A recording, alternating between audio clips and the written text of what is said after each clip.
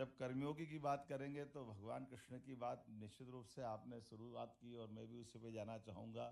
हम सब उनके एक एक अध्याय 18 अध्याय है, लेकिन 18 अध्याय में जिस प्रकार से वो बात रखते हैं और जिस प्रकार से वो बात करते हैं, वास्तव में ऐसा लगता है कि ये। और एक अच्छी बात ये भी है, उन्होंने कहा मैं भले ही लोग मेरे को अपने ढंग से देखते हैं।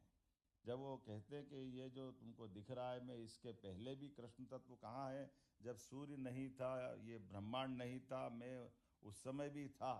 तो ये जिज्ञासा जब वो बाल सुलभ हम सबकी भी जिज्ञासा होती है। भगवान कृष्ण तो अभी तो कल की तो बात है, जब वो वसुदेव देवकी जी के आंगन से सुदानंदन बनते हुए दुनिया देख रही थी, तो उनको लगा कि ये कौन सी दुनिया में पहुंचा दी है, कहाँ की बात कर रहे हो, ये सूर्य चंद्र के पहले आप कैसे हो गए। तो उन्होंने कहा नहीं, मैं ऐसे हो गया कि मैं अपनी योग स्थिति से, और मैं क्या, इस पृथ्वी पर जो भी जिसको भी आना है सबका अपना समय रहता है, और सबका समय होने में कर्मवाद से, कर्म सिद्धांत से कोई नहीं बच सकता। उसमें मैं भी हूँ और आप भी हो। इसलिए उसके पहले फिर कहाँ कहाँ है नदी पहाड़ पर्वत, जहाँ सूर्य का प्रकाश है, प्रकाश की भी चमक में वो दिखाई देते हैं। ये जो बात मानी गई है परमात्मा की दया से, यशस्वी प्रधानमंत्री ने अक्षरशः सिद्ध की है। हमारे यहाँ एक शब्द चलता है ऋषि और मुनि, इससे सारी बात ध्यान में आ जाएगी। मुनि वो जिनने अपने विशेष मार्ग का संकल्प लेकर के अपनी आध्यात्मिक साधना की तरफ अपना पूरा जीवन एकाकी रूप से, वो बजाय गृहस्थाश्रम में जाने के, वो अपनी उस तरह से आगे बढ़ते हैं। एक ऋषि परंपरा भी हमारे यहाँ, ऋषि गृहस्थ भी होते हैं, लेकिन ऋषि गृहस्थ होने के बाद में भी वो अपना पूरा जीवन समाज के लिए समर्पित कर देते हैं। न्यूनतम आवश्यकताओं के बलबूते पर वो अपनी सारी जिंदगी इस प्रकार से जीते हैं। ये इसी भाव को आगे बढ़ाकर, जिसको हम अलग अलग प्रकार से देखते हैं, कभी वो हमको वैज्ञानिक दिखाई देते हैं, कभी हमको आचार्य दिखाई देते हैं, कभी चिकित्सक दिखाई देते हैं, कभी शिक्षक दिखाई देते हैं। जो भी काम कर रहे हैं वो काम का खुद श्रेय नहीं लें। जिसको एक और गीता में बात समझाने का प्रयास किया कि कर्म अकर्म और विकर्म।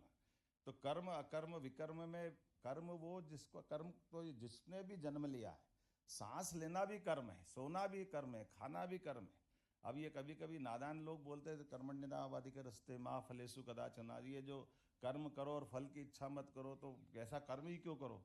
तो जिनको समझ जैसी है वो वैसी है, अब उनके बारे में हम नहीं कह सकते। लेकिन कौन है जो कर्म करने से बचेगा, कर्म तो सबके होंगे, लेकिन कर्म करने में परमात्मा ने हमको किस प्रकार सा, उदाहरण से एक समझाना चाहूँगा कि हमारे अपने परमात्मा जैसे नदी बह रही हो, नदी बहते बहते और उसमें से लोटा भर के हमने अपने पास रख लिया, तो नदी लोटे में आ गई।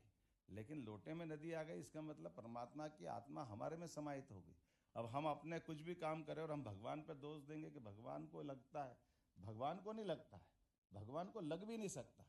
ये उसी प्रकार से है, वो हमारे अपने सारे जो भी कर्म कर्म जो भी अपने हमारे अपनी आचरण के आधार पर की जाने वाली गतिविधि से, जैसे जल से बर्फ तो बनता है, लेकिन बर्फ बनने के बाद जल का पता नहीं चलता वो जल कहाँ गया। फिर वापस बर्फ पिघलेगा तो जल बनेगा। वो जो जल जल और बर्फ के उदाहरण से हमको समझ में आएगा। परमात्मा हमारे बीच में आ गए, लेकिन अब हम जैसे बर्फ बन करके वो हमारे अपने आप को कर्म पे डाल देते हैं। और स्वाभाविक रूप से जब मैं ये बात कर रहा हूँ, तो हम अपने अपने कर्म से जिस स्थान पे हम जो पहुँच गए, उस काम को उतने आत्मीयता के साथ करें, तल्लीनता के साथ करें, आनंद के साथ करें। और उस आनंद के साथ करते तो करने वाले एक नहीं है, हर युग में, हर कल्प में, हर समय हमारे यहाँ इतनी गौरवशाली परंपरा है।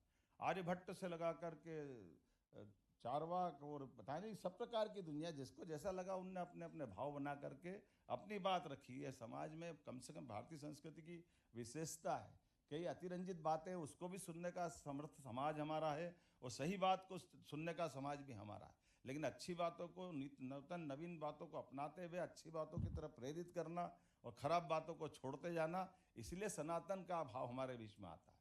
और वो सनातन का भाव हमको लगातार चिरंतन रूप से आगे बढ़ाता है। इसलिए कितना आश्चर्य लगता है कि 2014 के पहले का भारत और 2014 से आज तक का भारत, हमारे बीच में अपनी आर्थिक स्थिति से लेकर सभी प्रकार के सभी क्षेत्रों में विकास की बात करते हुए, ये कर्म की तो बात है। जब अपना वैज्ञानिक मंगलयान में फेल हो जाते हैं, तो हमारे माननीय प्रधानमंत्री जी उनका एक तरह से हिम्मत बढ़ाने के लिए आगे बढ़ते कि जाओ आगे बढ़ो, चिंता मत करो, फिर प्रयास करना। ये कर्मवाद के सिद्धांत की तो बात करते हैं। ये कितना अच्छा लगता है कि हमारी खिलाड़ी कोई कारण से मेडल के लिए उसका वजन कम ज़्यादा हो जाता है, कोई बात नहीं बच्ची, चलो आगे मेहनत करना, फिर आपको बढ़ाएंगे।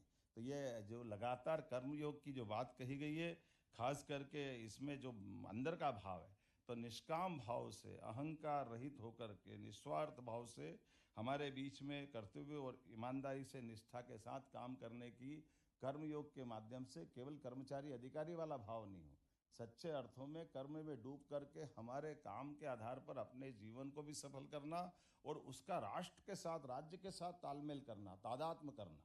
इसलिए कदम कदम पे हमारी संस्कृति केवल स्वार्थ की नहीं, हमारी संस्कृति में हर बार उसी प्रकार से देखा गया है। जब बहुजन हिताय बहुजन सुखाय की बात करते तो ये संयुक्त राष्ट्र संघ तो अब बना, इसको तो हम प्रारंभ से करते आ रहे हैं।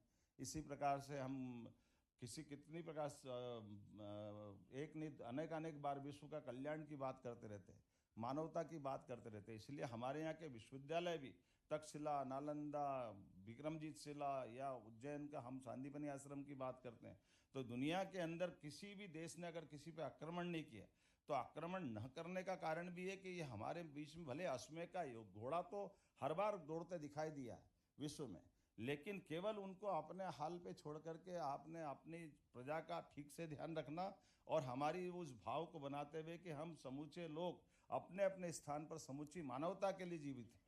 इसलिए प्रकृति के साथ यत पिंडे तत् ब्रह्मांडे, उस भाव को लेके चलने वाले हैं कि परमात्मा ने ये पृथ्वी नहीं, हम तो ब्रह्मांड की भी सम्मान के साथ निगाह से देखने वाली दृष्टि की अपेक्षा रखते हैं। तो मैं उम्मीद करता हूँ आज के इस अवसर पर जब ये इतना अच्छा हमारा सेशन चल रहा है और इसमें आपने, मैं धन्यवाद देना चाहूँगा, मध्य प्रदेश को लीड लेने की बात कही, तो हमने कहा ही है कि हम तो कान्हा को लेके चलने वाले लोग हैं, तो हम उनको कैसे भूल सकते हैं जब उनने बीज मंत्र यहाँ से दिया है। उसी भाव को तो बढ़ाने की ज़रूरत है। तो मैं मान के चलता हूँ कि इसके लिए भी मिशन कर्मयोगी के लिए एक राष्ट्रीय स्तर पर आप कुछ विद्वान दे देना, हम एक कमेटी बनाने की घोषणा करते ताकि ठीक से इसका क्रियान्वयन किस प्रकार से हो, इस भाव को भी रखेंगे। और जैसा कि कहा गया, अभी हमारे उच्च शिक्षा मंत्री ने अपने मनोभावना व्यक्त की है कि हमारे राज्य के अंदर 2020 से हमने शिक्षा नीति लागू की, लेकिन जो वर्तमान के दौर में जब भाषा की इस प्रकार की बातें आती है तो कोई बात नहीं, जिनको जैसी बात करना वो राजनीतिक दृष्टि से करते होंगे, लेकिन हमको तो राष्ट्र नीति के आधार पर भाव सोचते हैं। तो हमारे यहाँ पे राज्य के विद्यार्थियों के लिए भी केवल हिंदी में नहीं, तमिल, तेलुगु ऐसी राष्ट्रीय भाषा में भी पढ़ाने के लिए हम प्रेरित करेंगे। जो बच्चे इसमें जाएंगे उसको उस तरह से विशेष अंक दे करके उनको प्रोत्साहन देंगे। ये सब भाषाओं का गुलदस्ता हमारा है और ये भारत की भाषाएं, हमको इस पर गर्व होना चाहिए।